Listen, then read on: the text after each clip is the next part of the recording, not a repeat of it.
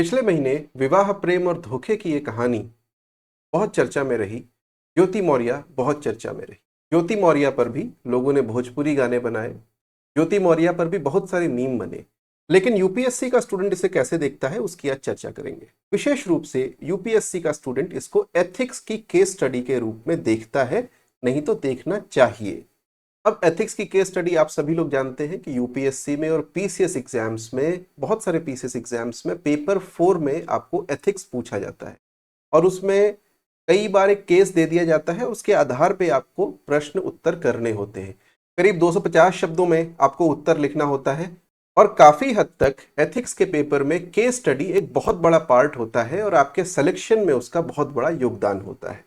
अब इसको हम जनरली कैसे करते हैं, देखिए कोई भी एथिक्स की केस स्टडी का क्वेश्चन हो, कुछ एलिमेंट्स होंगे, उसके कुछ चीजें होंगी जो आप उसमें करेंगे ही करेंगे। पहली चीज, आप उसमें एथिकल प्रिंसिपल्स डिस्कस करेंगे या इश्यूज डिस्कस करेंगे कि आखिर इस पूरे केस में एथिक्स का कौन सा इश्यू है।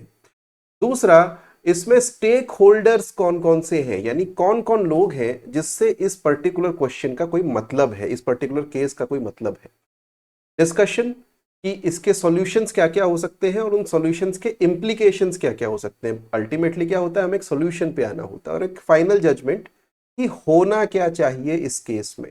तो ये सारी चीजें एथिक्स के केस स्टडी में आपके लिए मैंडेटरी है करना, वरना आप 250 शब्द तो कर ही नहीं पाओगे, क्योंकि जजमेंट तो आदमी देखते ही दे देता है, लेकिन जब उस पर आप विचार करते हैं, सोच करते हैं, तो हो सकता है आपका वो जजमेंट वेल इन्फॉर्म्ड हो। और यही चीज हम देखेंगे ज्योति मौर्य केस में, न कि सनसनीखेज दृष्टि से बल्कि एक कूल काम दृष्टि से कि आखिर इस केस में होना क्या चाहिए और किस तरीके से अगर आपके पास में ये क्वेश्चन आता तो आप इसको कैसे डील करते। तो जो पूरे केस के फैक्ट्स है वो ऊपर दिए हुए हैं। Jyoti Maurya is a PCS officer in the state of Uttar Pradesh. सबको कहानी पता है, सब ने बहुत भर भर के वीडियो देखे हैं कि किसी की कोचिंग क्लास से 90 लोगों ने अपना नाम कटा दिया अपनी वाइफ का, क्योंकि ज्योति मौर्य बेवफा है। तो मुझे वो कहानी बताने की ज़्यादा ज़रूरत नहीं है। वही अंग्रेजी में लिखा हुआ है कि उनकी शादी हुई आलोक मौर्य से, जो कि एक गवर्नमेंट एम्प्लॉय थे, लेकिन लो लेवल के गवर्नमेंट एम्प्लॉय थे। ये बात शादी के वक्त छुपाई गई थी। खैर, शादी के 4-5 साल बाद उनके बच्चे भी हुए और ज्योति मौर्य ने अल्टीमेटली पीसीएस शादी के 6 साल बाद क्रैक कर लिया। इसमें आलोक मौर्य का कहना है कि हमने उनको काफी सपोर्ट किया, पैसा भी दिया, और सच बात है, बिना सपोर्ट के पीसीएस एग्जाम क्रैक करना मुश्किल होता है। फैमिली का सपोर्ट ना रहे तो मैं नहीं मानता कि इतनी आसानी से आप पीसीएस एग्जाम क्रैक कर सकते हैं। तत्पश्चात जब एक बार वो सेलेक्ट हो गई तो ज्योति मौर्य की अपने ही बैच की या किसी और बैच के किसी भी डिपार्टमेंट के किसी एक अन्य व्यक्ति से, जिनका नाम मनीष दुबे बताया जाता है, उनके साथ उनकी कुछ फीलिंग्स डेवलप हो गई और एक रिलेशनशिप वहां पे स्टार्ट हो गई। अल्टीमेटली ये सब सामने कैसे आया, जब आलोक मौर्य ने एक पूरी प्रेस कॉन्फ्रेंस करी और बताया कि ऐसी ऐसी बात है, मेरी वाइफ का कुछ इस तरह का रिलेशनशिप है और ऑब्वियसली कि इन पे कार्रवाई करनी चाहिए, इन्होंने मुझे मारने का प्लान बनाया है, इन्होंने करप्शन भी किया है। वो सारी चीजें मैंने यहाँ नहीं लिखी हैं और उसको यहाँ पे हम डिस्कस नहीं करेंगे। हम यहाँ पे डिस्कस करेंगे कि ये जो पब्लिक स्कैंडल हुआ, इसमें कौन कौन से एथिकल इश्यूज हैं, उनकी एनालिसिस करनी है। और अगर आप हेड ऑफ डिपार्टमेंट होते ज्योति मौर्य के या दोनों के, मनीष दुबे के, मान लीजिए कि दोनों के ही है, तो आप इसको किस तरीके से हैंडल करते, यानी गवर्नमेंट को किस तरीके से इस चीज को हैंडल करना चाहिए। एक इश्यू ये है। तो एक एक करके देखते हैं कि क्या चीज है। पहली चीज, जो पहला एथिकल इश्यू है, वो है ऑनेस्टी एंड फिडेलिटी। अपने पति के प्रति ऑनेस्टी होनी चाहिए। अगर आपने विवाह किया है तो एथिक्स ये कहता है, देखिए ये एथिकल इश्यू है, ये लीगल इश्यू नहीं है, ये ध्यान में रखिएगा। कई बार लोग कंफ्यूज कर जाते हैं कि लॉ, भाई ठीक है, इसका लॉ से कोई लेना देना नहीं है। ऐसे बहुत सारे केस लॉ मिल जाएंगे कि हस्बैंड ने कहीं और कुछ एक्स्ट्रा मैरिटल अफेयर किया, वाइफ ने कोर्ट में एप्लीकेशन लगाया और कुछ नहीं हुआ, क्योंकि कोर्ट कहता है ये लीगल इश्यू है ही नहीं, ये तो आपका पर्सनल इश्यू है। लेकिन पर्सनल एथिक्स का इश्यू तो है ही। ठीक, तो हस्बैंड के साथ में फिडेलिटी होनी चाहिए, वफादारी होनी चाहिए, ऑनेस्टी होनी चाहिए, वो आपने तोड़ी है पहली चीज। चलिए ठीक है, आपका अपने हस्बैंड से मन नहीं लग रहा था तो ट्रांसपेरेंटली बताना चाहिए था कि मेरा मन नहीं लग रहा है, और आप कहीं और पे उनको तलाक दे करके विवाह कर सकती थी। That is not something unheard of. ये होता रहा है, बहुत सारे लोगों ने सेलेक्ट होकर के अपने हस्बैंड को तलाक दिया है, सेलेक्ट होने के बाद शादी करी है और फिर तलाक दिया है, और इनसे उनकी प्रतिष्ठा पर कोई असर नहीं पड़ता है। कम से कम डिपार्टमेंट की प्रतिष्ठा पर तो कोई असर नहीं पड़ता, और सामाजिक रूप से भी आजकल इसकी एक्सेप्टेंस हो चुकी है। तो वो ट्रांसपेरेंसी हस्बैंड के साथ में होनी चाहिए थी। तीसरा, प्रोफेशनलिज्म एंड इंटेग्रिटी। आप वहां पे काम करने के लिए गए हैं, तो आप वहां पर पर्सनल इश्यूज लेकर के मत जाइए। अपने ऑफिस में, अपने डिपार्टमेंट में आप काम कर रहे हैं, तो वहां पर आपको एक रिलेशनशिप स्टार्ट करना कितना सही है और कितना गलत, ये भी एक ध्यान देने वाली बात। इससे आपके कार्य पर कितना प्रभाव पड़ता है और इससे आपकी सत्यनिष्ठा पर कितना प्रभाव पड़ता है। हो सकता है भाई, देखो ऐसा हुआ है, प्रीवियसली ऐसा हुआ है, एक केस आपको बताऊंगा। इंडिया की एक मिनिस्ट्री ऑफ फाइनेंस ऑफिसर की लेडी थी, मैरिड थी, पाकिस्तान में पोस्टेड, और वहां पे उनको किसी से प्रेम हो गया। पाकिस्तान में कोई वहां पे सरकारी अधिकारी वगैरह था, और उन्होंने इंडिया के बहुत सारी चीजें जो थी वहां पे दे दी। तो आप जब अपने वर्क प्लेस पे पर्सनल फीलिंग्स लेकर के जाते हैं, तो उससे आपके काम पर बुरा प्रभाव पड़ सकता है, और हो सकता है आप अपने काम से जस्टिस ना कर सके। तो ये एक इश्यू यहाँ पे है। रिस्पॉन्सिबिलिटी एंड कमिटमेंट, फैमिली के प्रति आपकी रिस्पॉन्सिबिलिटी, आपके दो बच्चे हैं, दो छोटी छोटी बच्चियां हैं, जुड़वा बच्चियां, उनके प्रति आपकी रिस्पॉन्सिबिलिटी है, अपने डिपार्टमेंट के प्रति आपकी रिस्पॉन्सिबिलिटी है कि उसका नाम ना खराब हो। तो वो रिस्पॉन्सिबिलिटी और कमिटमेंट भी आपको यहाँ पे दिखाना चाहिए था। एक और एथिकल इशू ये है। स्टेक होल्डर्स कौन से? नंबर 1, ज्योति मौर्य खुद, जो कि अब अनफॉर्चुनेटली ऐसा होता है कि महिलाओं को इसमें कह दिया जाता है कि इनकी वजह से सारा कुछ हुआ। अनफॉर्चुनेटली इस सोच की वजह से कि महिलाओं का इसमें ज्यादा रोल रहता है, वही फेमस हुई। हो सकता है लोगों को मनीष दुबे याद ना रहा हो, आलोक मौर्य ना याद रहा हो, लेकिन ज्योति मौर्य का नाम सब लोग जानते हैं। दूसरे, आलोक मौर्य जो उनके हस्बैंड हैं। तीसरे, मनीष दुबे जो कथित प्रेमी है, एलिजेडली, जिनके साथ उनका अफेयर रिलेशनशिप चल रही थी। डिपार्टमेंट एंड कलीग्स, उन पर डिपार्टमेंट की छवि पर क्या प्रभाव पड़ा होगा? क्योंकि पब्लिक तो ये सोचती है ना कि डिपार्टमेंट में ये लोग काम करने जा नहीं रहे, ये लोग प्रेम करने जा रहे हैं। वहां जाएंगे तो यहाँ पे किसी के साथ चाय पियेंगे, बंद कमरे में समोसे खाएंगे, रसगुल्ले खाएंगे। तो ये डिपार्टमेंट की छवि पर जो प्रभाव पड़ता है, डिपार्टमेंट भी एक स्टेक होल्डर है, उसको भी अपनी रेपुटेशन बचानी है, उनके कलीग्स को भी अपनी रेपुटेशन बचानी है। हो सकता है लोग शक कर रहे हो कि यार मेरी भी वाइफ ऑफिस जाती है, कहीं वो भी तो ऐसा नहीं कर रही है, मेरा हस्बैंड ऑफिस जाता है वहां पर तो कहीं ऐसा नहीं कर रहा है।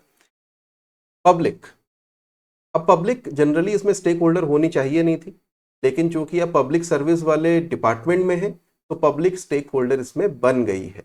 और पब्लिक की कुछ आप कह सकते हैं कि पब्लिक फेसिंग डिपार्टमेंट्स में ऐसा कुछ होता है कि अपने आप ही जो आप करते हैं, जो आपका कंडक्ट होता है, वो अपने आप एक पब्लिक इशू बन जाता है। पॉसिबल सॉल्यूशंस एंड इम्प्लीकेशन, अब हम देख रहे हैं हेड ऑफ डिपार्टमेंट की दृष्टि से, ठीक है? तो 3 पॉसिबल सॉल्यूशंस है। अगर हम सरकार की दृष्टि से देखें, लेट अस नॉट से हेड ऑफ डिपार्टमेंट, गवर्नमेंट कह लीजिए। गवर्नमेंट पहला इस चीज को पूरी तरह इग्नोर कर दे कि जो हो रहा है होने दो, अपने आप ही ये मामला सलट जाएगा, कुछ समय बाद लोग भूल जाएंगे और चलता रहेगा। डिनायल एंड कवर अप, अब ये यहाँ पे करने की स्थिति नहीं थी।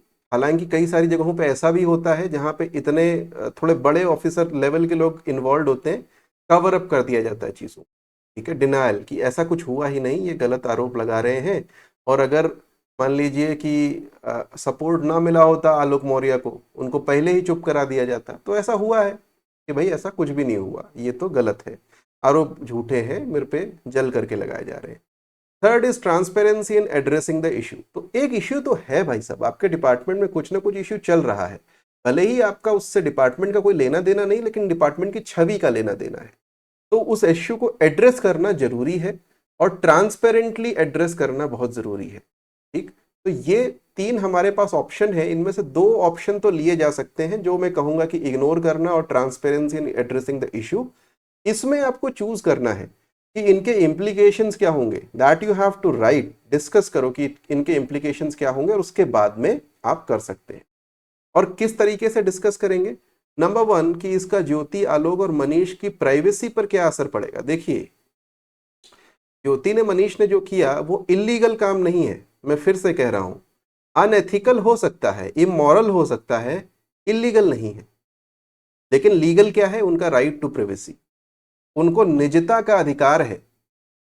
ये नहीं कि उनका जीवन तमाशा बन जाए, 24 घंटे मीडिया उनको घेरे रहे। तो उनकी प्राइवेसी पर कितना असर इसका पड़ रहा है वो देखा जाना चाहिए, जो भी आप स्टेप लेंगे।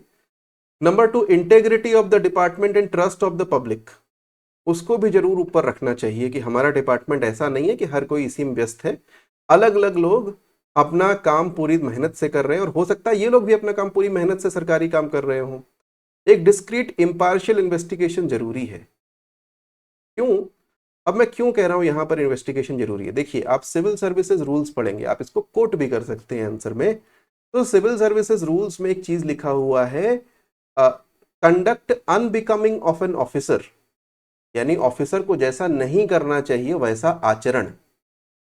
ठीक है, तो इसकी कोई डेफिनेशन नहीं है unbecoming of an officer, conduct unbecoming of an officer, लेकिन ये अंडरस्टूड है कि इस तरह की चीजें अनबिकमिंग ऑफ एन ऑफिसर है, इससे सरकार की छवि खराब होती है, और इसलिए इन्वेस्टिगेशन करना जरूरी है और काउंसलिंग भी जरूरी है। अब ज्योति को कहा जा सकता है कि भाई देखो, अगर तुमने क्रिमिनल कॉन्स्पिरेसी करी है, किसी को मारने की साजिश करी है, तो अंदर करेंगे, हम यहाँ पे उस आंसर में ले नहीं रहे हैं। लेकिन मान लीजिए ऐसा कुछ नहीं किया है, तो भैया चुपचाप तलाक की अर्जी तो तलाक लो, शादी करो, आराम से रहो, दुनिया रह रही है। ठीक, तो काउंसलिंग करनी चाहिए ज्योति, आलोक, मनीष की, सबकी, और कि भाई ठीक है, और अगर कुछ ऐसा होता है अनबिकमिंग ऑफ एन ऑफिसर, क्योंकि स्कैंडल तो हुआ ही है, तो कुछ ना कुछ डिसिप्लिनरी एक्शन भी लेना चाहिए, जो लिया गया है। मनीष दुबे को सस्पेंड किया गया है, ज्योति मौर्य पे जांच चल रही है। मिटिगेट द पब्लिक इम्पैक्ट, एक आप कह सकते हैं कि पॉलिसी चेंज भी ला सकते हैं, या एक कम से कम एक स्टेटमेंट जारी कर सकते हैं, और उस स्टेटमेंट में, उस वक्तव्य में कहा जा सकता है कि ये कोई इतना बड़ा इशू नहीं है, निजी इशू है, उनको रहने दें, डिपार्टमेंट अपनी तरफ से इसकी जांच करेगा, जो कुछ भी उचित होगा वो करेगा, और पुलिस भी, कानून भी अपना काम करेगा। अगर इसमें कोई क्रिमिनल एंगल है तो कानून अपना काम करेगा। सिर्फ इतने छोटे से स्टेटमेंट से ही काफी कुछ चीजें सॉल्व हो सकती हैं। अभी हमने बात करी, इन्वेस्टिगेशन करनी चाहिए, काउंसलिंग करानी चाहिए, प्रोफेशनलिज्म मेंटेन करना बहुत जरूरी है। ऐसा नहीं कि आपके 24 घंटे घेरे हुए हैं कैमरे वाले, ऑफिस के अंदर घुसे हुए हैं, तो वहां पर काम भी होने दें, ये इंश्योर करना बहुत जरूरी है। पब्लिक स्कैंडल जो है उसको एड्रेस करना बहुत जरूरी है, और डिसिप्लिनरी एक्शन अभी हमने डिस्कस किया, वही सारी चीज। Thank you very much. I trust आपको ये वीडियो पसंद आया होगा। ऐसे ही वीडियो आगे देखने के लिए चैनल को सब्सक्राइब करें।